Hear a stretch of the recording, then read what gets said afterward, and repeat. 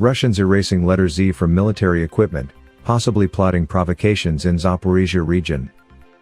The Russian forces are erasing the letter Z from their military hardware, setting up Ukrainian flags, in an apparent preparation for provocations in Zaporizhia region.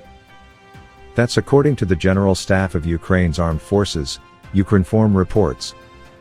As of April 17, Russian invaders continue their full-scale armed aggression against Ukraine, launching missile and bomb strikes on Ukraine's industrial and civil infrastructure.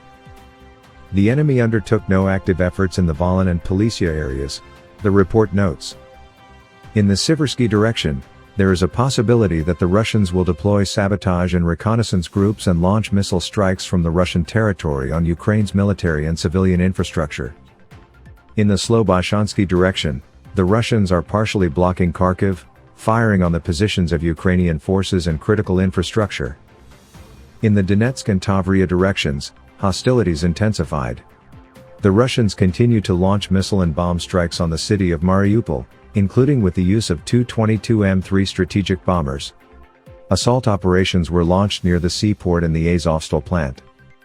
In the South Ba direction, the enemy continued to focus its efforts on holding ground. In the area of the settlement of Vasilivka, Zaporizhia region, it was noted that the enemy is possibly plotting provocations as the Russians were seen erasing the letter Z from military equipment, setting up Ukrainian flags. The reports of the destruction of the Moskva cruiser by Ukraine have received considerable public outcry in Crimea. There is growing distrust among the population about the official Russian media reports. Due to lack of human resources, the Russian invaders are trying to draft locals from the temporarily occupied territories. Thus, in the city of Izium, the forcible mobilization of male residents has begun.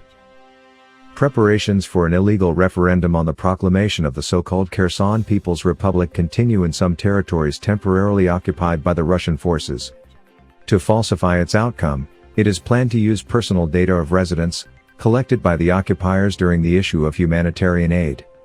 Information is being spread among the locals that once the pseudo-referendum results are announced, they will be mobilized into the Russian armed forces.